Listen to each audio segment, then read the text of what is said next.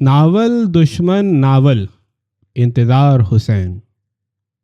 ادب یورپ میں ہے، ادب کا موضوع مشرق میں ہے اور ادب کا قاری روس میں ہے۔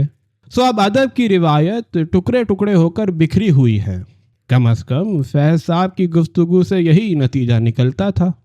گورنمنٹ کالج کی مجلس اقبال میں طلباء، طالبات اور باہر کے چند مہمان جمع تھے اور فیض صاحب اپنے سفر کے حالات سنا رہے تھے۔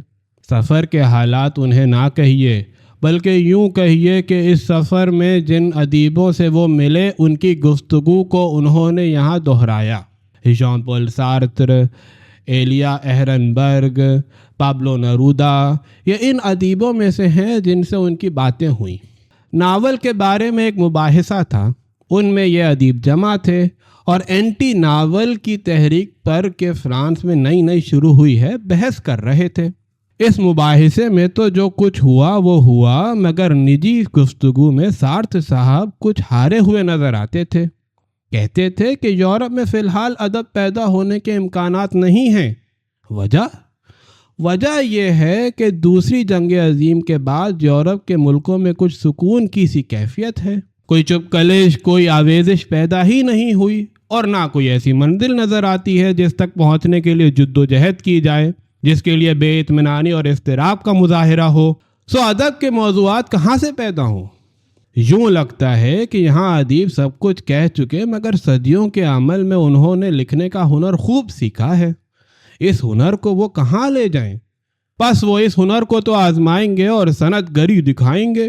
یہ وجہ ہے کہ یہاں اینٹی ناول قسم کی تحریکات پیدا ہو رہی ہیں۔ ادب پیدا ہونے کی گنجائش اصل میں مشرق میں ہے۔ الجزائر بھی وہی ہیں اور کانگو بھی وہی ہیں۔ جن ملکوں میں اس بڑے پیمانے پر انقلاب نہیں آئے وہاں بھی ایک آویزش تو ہے اور بڑے پیمانے پر تبدیلیاں ہو رہی ہیں۔ اس بے اطمینانی اور آویزش کی آغوش میں ادب کے بہت سے موضوعات ہیں، مگر دقت یہ ہے کہ وہاں لکھنے کا ہنر نہیں ہے۔ لکھنے کا ہنر یورپ میں ہے اور لکھنے کے لیے موضوعات مشرق میں ہیں۔ فیض صاحب کہتے تھے کہ سارتر سے ان کی بہت دیر تک گفتگو رہی۔ تب میری نظروں نے بے ساختہ قیوم نظر کو ڈھونڈنا شروع کیا، مگر وہ نظر نہیں آئے۔ بات یہ ہے کہ قیوم صاحب بہت غلط وقت میں پیرس پہنچے تھے۔ اس وقت ہنگری کا مسئلہ گرم تھا اور سارتر صاحب ادب اور فلسفہ دونوں بھولے ہوئے تھے اور ہنگری کے لیے چندہ جمع کر رہے تھے۔ قیوم صاحب نے ہنگری کے لیے چندہ نہیں دیا اور سارتر صاحب شاعری میں حیت کے تجربوں پر بات کرنے کے روادار نہ ہوئے۔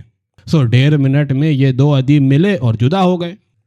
مگر قیوم صاحب چندہ بھی دے دیتے تو کیا فرق پڑتا؟ سارتر صاحب کو بات ہنگری ہی پر کرنی تھی اور قیوم صاحب کہتے تھے کہ میں شاعر ہوں، سیاست سے غرض نہیں رکھتا۔ ایلیا اہرنبرگ کی باتیں بھی فیض صاحب سے سن لیجئے۔ ہوٹل کے کمرے میں کسی روسی مصور کی بنائی ہوئی تصویر آویزاں تھی۔ پوچھا گیا کہ کیسی تصویر ہے؟ جواب ملا کہ روسی 2 کام نہیں جانتے، کافی بنانا اور تصویر بنانا، بس آپ تصویر کی بات نہ کریں۔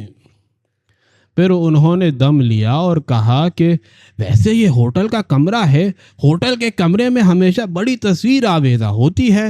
بات یہ ہے کہ بامزاج لوگ ہوٹلوں میں تو نہیں ٹھہرتے، ادیب ہوگا تو دوست کے گھر ٹھہرے گا یا کسی سرائے پر پڑاؤ کرے گا۔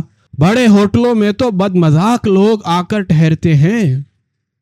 تصویر بنانا تو خیر روسی جانتے ہی نہیں، مگر ادب پیدا کرنا کیوں بھول گئے؟ سوال کرنے والوں نے سوال کیا کہ دوستویفسکی، ٹالسٹائے اور چیخوف کی روایت کیا ہوئی؟